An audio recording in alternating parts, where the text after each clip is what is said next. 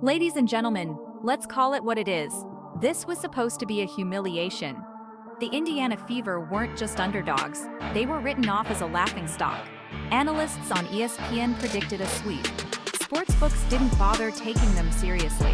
Even fans of the Las Vegas Aces, the reigning two-time champions, showed up at Michelob Ultra Arena expecting a coronation, not a contest. To make matters worse, the stage had already been set. A'ja Wilson crowned MVP that very night, holding her trophy under the spotlight before tip-off. This was Vegas's night to shine, the perfect script for dominance. And yet, the Fever stormed in and ripped the pages straight out of that script. In front of a stunned crowd, Indiana didn't just survive, they controlled the game wire to wire, walking out with an 89-73 victory that has been called one of the most shocking playoff openers in WNBA history. This wasn't luck. This wasn't a fluke. It was a direct challenge to every so-called expert who dismissed them. The Fever didn't just win a game, they flipped the entire narrative of the postseason in one night.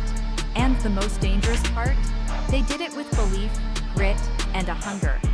Vegas clearly underestimated. Here's where the story gets even crazier.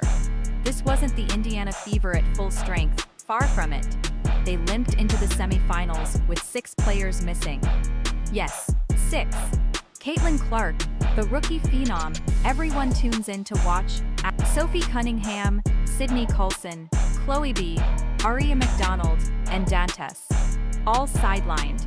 What does that leave? A stripped-down, 9-woman rotation where half the bench hadn't even logged meaningful playoff minutes. Some of them weren't even on the roster a few months ago. By every logical measure, Indiana should have been cannon fodder for the Aces championship machine. Instead, they turned that thin roster into a weapon. The Fever didn't panic about who was missing, they rallied around who was present. This team, labeled a hospital squad, played with a chip on their shoulder, using every doubter's words as fuel. Think about it. A franchise that hadn't sniffed the semifinals in nearly a decade is now battling the defending champions. Not with star power, but with resilience, role players, and sheer toughness. That's not supposed to happen in professional basketball. And yet, Indiana is proving that heart sometimes outweighs depth charts. Before this series even tipped off, let's be clear, nobody, and I mean nobody, believed the Indiana Fever belonged here. The narrative was brewed. ESPN panels framed it as a mismatch. Sportsbooks turned betting on Indiana into a joke, offering lopsided odds that basically asked how much Vegas would win by rather than if the Fever had a chance. Even the media's language betrayed the bias. Articles spoke about how Indiana could survive, not how they could compete. The Fever were painted as background actors in a story already scripted for Las. This was supposed to be about the Aces marching toward another title, A'ja Wilson padding her MVP legacy, and Indiana merely avoiding embarrassment. But what happens when the underdog doesn't play along? Indiana didn't sneak into the semifinals by luck. They earned it by eliminating the Atlanta Dream on the road. Despite their injury crisis, that resilience carried straight into Game 1 against Vegas. And with every possession, every defensive stand, every bucket, the Fever shattered the narrative brick by brick. They didn't just show they belonged. They forced the league to stop underestimating them. Overnight, Indiana transformed from overlooked underdog to legitimate threat. And suddenly the question isn't whether they deserve to be here. It's how far they can go. Sports fans love symmetry. An MVP crowned, a dynasty in motion, and a sold-out home crowd ready to celebrate. That's exactly what the Las Vegas Aces had scripted for Game 1. A'ja Wilson, standing at center court with her MVP trophy, was supposed to be the headliner of a flawless night. The banners hung high, the lights dimmed perfectly, the crowd roared, and the narrative was simple. The best player in the league would lead the best team in the league to an easy win. But instead of watching history unfold for Vegas, fans witnessed a robbery in real time. The Fever hijacked the moment. Indiana's defensive intensity and relentless energy sucked the oxygen out of Wilson's coronation, shifting the headlines from her MVP to Indiana's shocking upset. Suddenly, it wasn't about the Aces' dominance. It was about how they'd been exposed on their own floor. Wilson still put up numbers, sure, but the flow of the night didn't belong to her. It belonged to Indiana, who walked out of the arena with more than just a win. They walked out having stripped Wilson's spotlight, reminding everyone that crowns can lose their shine when an underdog refuses to bow. That sting doesn't fade quickly, and for the Aces, it marked the beginning of doubt. Aces. While A'ja Wilson was polishing her MVP trophy, another star was quietly preparing to hijack the narrative. And her name is Kelsey Mitchell. For years, Mitchell has been respected as a scorer, but rarely mentioned in the same breath as the league's biggest stars. She's been overshadowed, underappreciated, and often written off as a good player on a struggling team. But on this night, she didn't just step up, she exploded, dropping 34 points on 12 for 23 shooting, including 4 for 6 from deep and a flawless 6 for 6 at the line. Mitchell carved her name into playoff history. No Indiana player had scored over 30 in a postseason game, since no one in WNBA history had ever scored that many in their very first semifinal appearance. And she did it against the defending champions, on their floor, under the weight of an MVP celebration. It wasn't just efficient, it was ruthless. Every time Vegas tried to rally, Mitchell buried them with another dagger. Pull-ups, threes, drives, free throws. By the end of the night, even the Aces coach Becky Hammon admitted they had no answers. Mitchell didn't just play a great game, she turned it into a personal statement. On the night meant for Wilson, Mitchell declared, "There's another MVP in the building, and she's wearing Fever colors." Kelsey Mitchell's 34-point eruption wasn't born overnight. It was forged through years of being overlooked. After the game, Mitchell revealed something deeply personal.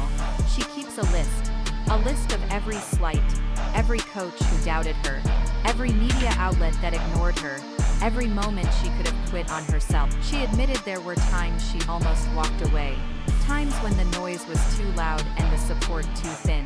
But instead of quitting, she turned those scars into fuel.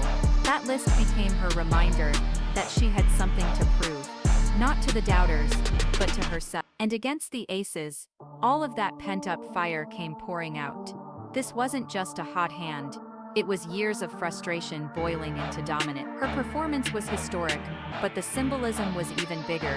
This was the night Mitchell reminded everyone why she belongs in conversations about the league's elite guards.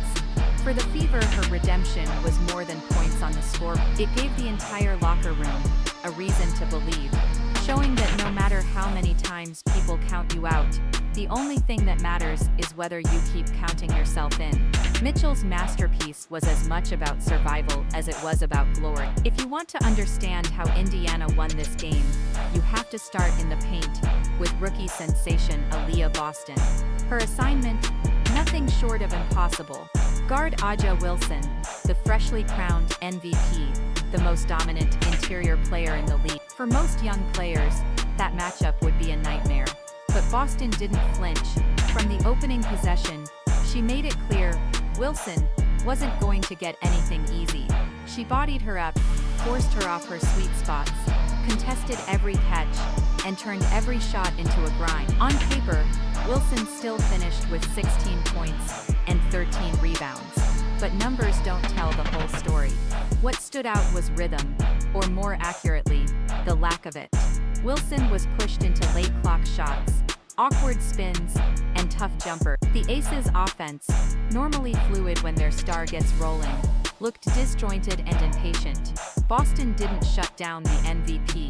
That's nearly impossible. But she did the next best thing. She made her look human. And in a league where Wilson usually looks unstoppable, that disruption was enough to tilt the entire balance of the game.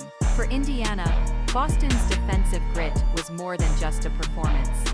It was proof that even legends can bleed. While Kelsey Mitchell's scoring stole headlines, and Aaliyah Boston's defense anchored the paint, Indiana's upset wasn't built on stars alone. It was a collective act of defiance. Lexi Hull, tasked with guarding Jackie Young, delivered one of the most underrated defensive performances of the postseason. She shadowed Young everywhere, fought through every screen, refused to bite on fakes, and by the final buzzer, Young looked like a shell of her usual self. Hull even added clutch threes to remind Vegas she could hurt them at both ends. Then there was Odyssey Sims, who injected fire into the offense by relentlessly attacking the lane. Her fearless drives drew fouls, pushed the pace, and forced the Aces to scramble instead of dictating tempo. Natasha Howard quietly dominated the glass, grabbing rebounds and securing a crucial double-double that gave Indiana second chances. And Brianna Turner, though her box score wasn't flashy, protected the rim and altered shots with her length, making the paint a place Vegas couldn't own. Together, this group flipped the script. The Aces, touted for their depth and versatility, were suddenly outworked by a short-handed Fever squad where every player understood their role. This wasn't one or two players carrying a miracle. It was a team-wide declaration that underdogs win when everybody sacrifices for the cause. On a night that should have been remembered as a coronation, the defending champions unraveled under the pressure, and it wasn't just because of Kelsey Mitchell. While Indiana's role players rose to the occasion, Las Vegas's supporting cast disappeared when their team needed them most. Jackie Young, normally a steady two-way force, looked completely out of rhythm, finishing with only 7 points on an abysmal 3 of 12 shoot. Kelsey Plum, usually the spark plug who swings momentum with her fiery scoring, struggled to create separation and forced shots that clanked off the rim. Even Chelsea Gray, the cerebral floor general, couldn't bend Indiana's defense to her will. The Fever forced the Aces to play one-on-one basketball, cutting off passing lanes and smothering their usual ball movement. Suddenly, the same team known for its depth looked shockingly shallow, and with Wilson unable to dominate in her usual fashion, there was no backup plan. Every possession turned into a desperate scramble, every shot felt heavier, and every miss fed the Fever's confidence. For a franchise that has prided itself on balance, cohesion, and poise, this collapse was jarring. It wasn't just a loss, it was an unraveling of the aura that made the Aces seem untouchable. This wasn't just another playoff upset, it was a cultural reset for the WNBA. The Indiana Fever didn't just beat the defending champion Aces, they shattered the illusion of invincibility that Vegas had been hiding behind all season. On the night A'ja Wilson was crowned MVP, Indiana flipped the script and proved that underdogs are no longer content with moral victory. This win wasn't luck, and it wasn't fluke. It was a deliberate dismantling of the league's most feared team. Kelsey Mitchell rose from overlooked scorer to postseason assassin. Aaliyah Boston showed the courage to battle the best player in the game and make her look more. The role players turned into warriors, proving depth doesn't come from big names, but from collective hunger. And in doing so, the Fever sent a message that reverberates far beyond one series. The balance of power in women's basketball is shifting. The days of the Aces steamrolling the league are over. Every contender now knows it's possible to expose their cracks, to outwork them, to take the crown right out of their hands. This victory wasn't just for Indiana, it was for every underdog, every player who has been counted out, every team still building toward greatness. The Fever didn't just win a game, they sparked a new era.